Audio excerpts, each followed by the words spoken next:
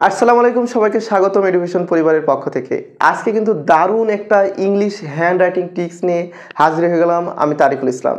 তো আজকের এই ক্লাসটি করলে কিন্তু ইংরেজি হাতের লেখা আপনার যেমনই হোক না কেন কিন্তু অনেক সুন্দর কিন্তু আসলে হয়ে যাবে। নির্দিষ্ট কয়েকটা ফর্মুলা কিন্তু অবলম্বন করলে আপনার হাতের লেখা কিন্তু সুন্দর থেকে আরও সুন্দরতম হয়ে যাবে। তো আসুন একটু দেখি যে কি কি পথ অবলম্বন করলে কিন্তু আপনার হাতের লেখা কিন্তু সুন্দর হয়ে যাবে। তো আমাদের এক একজনের হাতের লেখার কৌশল কিন্তু এক এক রকম। তো আপনার হাতের লেখার কৌশলগুলো কিন্তু পরিবর্তন না করে কিন্তু আপনি আপনার হাতের লেখাটাকে কিন্তু পরিবর্তন করতে পারবেন। আমি এখানে কিন্তু আমার সোনার বাংলা আমি তোমায় ভালোবাসি এই লাইনটা কিন্তু 5 রকমভাবে লিখেছি। কিন্তু 5 রকমভাবে লিখলেও কিন্তু আসলে হাতের লেখার ফর্মুলাটা কিন্তু আসলে একই রকম। তো ইংরেজি হাতের লেখার ক্ষেত্রে সর্বপ্রথম যে বিষয়টা খেয়াল রাখতে হবে সেটা আসলে বর্ণ। তো প্রথমত আপনার বর্ণ যদি সুন্দর হয় তাহলে আপনার হাতের লেখাটা কিন্তু অটোমেটিকলি কিন্তু আপনার কাছে ভালো লাগা শুরু হবে। তো ইংরেজি লেখার ক্ষেত্রে বর্ণগুলো যদি আপনি একটু চিকন করে লেখেন তাহলে কিন্তু ইংরেজি হাতের লেখা কিন্তু সবসময় সুন্দর দেখা যায়। তো অনেকে আমরা বর্ণ লিখি যে এটা এমনি চলে গেল আবার এরকম অথবা এরকম, কিন্তু যদি বর্ণটা একটু সুন্দরভাবে লিখি কিন্তু আপনার হাতের লেখাটা কিন্তু সুন্দর হয়ে যাবে। ফর এক্সাম্পল আমি যদি এটা যদি সুন্দর করে লিখলাম, একটু সুন্দর করে যদি মার্জিত করে লিখি আপনার হাতের লেখাটা কিন্তু আরও সুন্দর দেখা যাবে।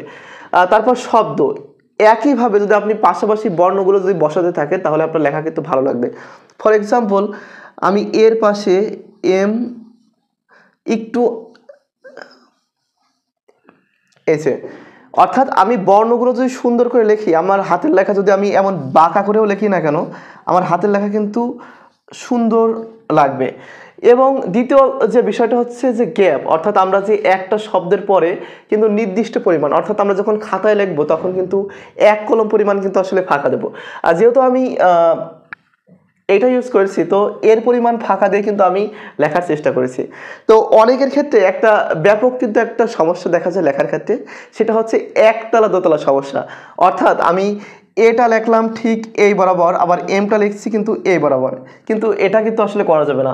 অর্থাৎ আপনার বর্ণগুলো সব কিন্তু একই মাপের হতে হবে, তাহলে কিন্তু আপনার হাতের লেখা কিন্তু সুন্দর হবে।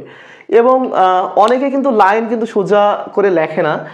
অনেকে হাতের লেখা দ্বারা দেখা যাচ্ছে যে এমন সোজার পরিবর্তে তার লেখাটা ঠিক পাহাড়ের মতো উঁচু হয়ে গেল, আবার কোনো সময় দেখা যাচ্ছে যে আবার সমুদ্রের দিকে কিন্তু আসলে নিচু মুখে নেমে আসলো। তো এটা কিন্তু আসলে করা যাবে না, আপনার লেখাটা অবশ্যই কিন্তু সোজা লাইন মেনটেন করে কিন্তু আসলে করতে হবে। এবং ইংরেজি লেখার ক্ষেত্রে আমরা কিন্তু অনেকে কিন্তু ঢালাওভাবে লিখি।